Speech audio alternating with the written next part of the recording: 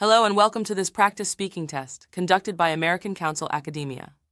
My name is Maya and I'll be your examiner today. This test is designed to simulate the real IELTS speaking exam, giving you the confidence to perform at your best on test day. Let's get started. Let's start with part 1, Introduction and Interview. What is your full name? My full name is Alex Thompson. Thank you, Alex. May I see your ID or passport? Since this is just a practice test, I don't have to provide one, right? That's correct. You don't need to provide an ID for this mock exam. All right, let's begin with some questions about you. Do you work or study? I'm currently working full-time as a graphic designer at a marketing firm. I also study part-time in the evenings, working towards a certification in digital marketing. That sounds interesting. What made you decide to pursue digital marketing alongside your job? Well, I've always been interested in creative strategies and how businesses connect with their audiences. I thought digital marketing would complement my design skills and open up new career opportunities. Great! Do you prefer working alone or as part of a team? I enjoy both, but I prefer working in a team. Collaboration allows me to learn from others and come up with creative solutions that I wouldn't have thought of on my own. Notice how Alex gives a clear reason for his preference and explains it well. Always try to explain your answers with a reason or example. And how do you usually manage your time when working in a team? I think clear communication is key. We usually divide tasks based on everyone's strengths, and I make sure we stay on track with deadlines by setting clear goals for each meeting. Notice how Alex uses specific strategies like dividing tasks and setting clear goals.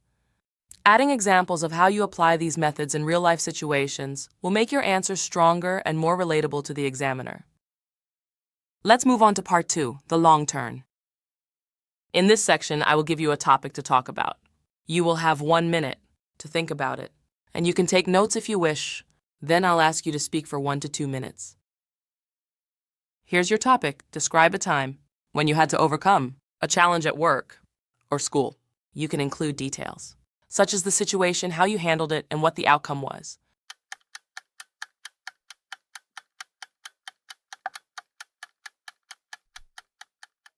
A few months ago, I was assigned to design a website for a new client. It was my first time working on such a large-scale project, and there was a lot of pressure to meet the client's expectations. The challenge came when I realized that the client wasn't clear about what they wanted in terms of design. This caused confusion, and we were falling behind schedule. To resolve the issue, I decided to schedule a meeting with the client to clarify their vision and expectations. I made sure to ask detailed questions about their preferences, what they liked from previous work, and what their brand values were.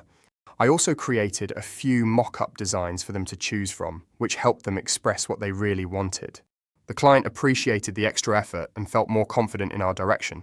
After the meeting, I reorganized the project timeline and distributed tasks more efficiently within the team. We managed to complete the project on time, and the client was really happy with the final website. This experience taught me the importance of clear communication, asking the right questions, and being proactive when dealing with uncertainty. Alex's answer is structured really well. He explains the challenge, the steps he took to solve it, and the positive result. This is a great example of how to answer problem-solving questions in interviews. That's an impressive story, Alex. Looking back, is there anything you would have done differently to handle the situation more efficiently? Thank you. Looking back, I think I could have initiated the clarification process with the client earlier. If I had asked more detailed questions at the very start of the project, we might have avoided the initial confusion and stayed on track from the beginning. Additionally, I would have scheduled more frequent check-ins to ensure we were aligned throughout the project. It was a learning experience, and now I make sure to prioritize communication right from the outset. What did you learn about teamwork or collaboration from this experience? I learned that teamwork is most effective when everyone has clear roles and responsibilities. During the project, I made sure to involve my team in brainstorming and planning. Their input was invaluable in creating the mock-up designs and meeting the deadlines. It showed me how important it is to trust and value your team's strengths. Alex provided a strong answer by clearly explaining how he involved his team and recognized their contributions. He demonstrated effective teamwork and leadership skills, which are key qualities for workplace success. And lastly, part 3, discussion. Thank you, Alex. Now let's move on to part 3. I'll ask you a few more questions related to problem solving and working under pressure. What are some common challenges people face in the workplace today? There are many challenges, but some of the most common ones include poor communication, tight deadlines, and handling conflicting priorities. In today's fast-paced work environment, it can be difficult to keep up with everything. How do people usually solve these kinds of problems? For communication issues, it's important to have regular check-ins and ensure that everyone is on the same page. For tight deadlines, time management and prioritizing tasks are essential. And for conflicting priorities, I think it's helpful to stay organized and sometimes seek guidance from a manager to make sure you're focusing on the right things. In your opinion, do you think technology can help with problem solving in the workplace? Absolutely. Technology has made it easier to collaborate in real time, access information quickly, and automate repetitive tasks. It helps us stay organized and allows us to focus on more strategic aspects of our work. What do you think are the potential downsides of relying too much on technology?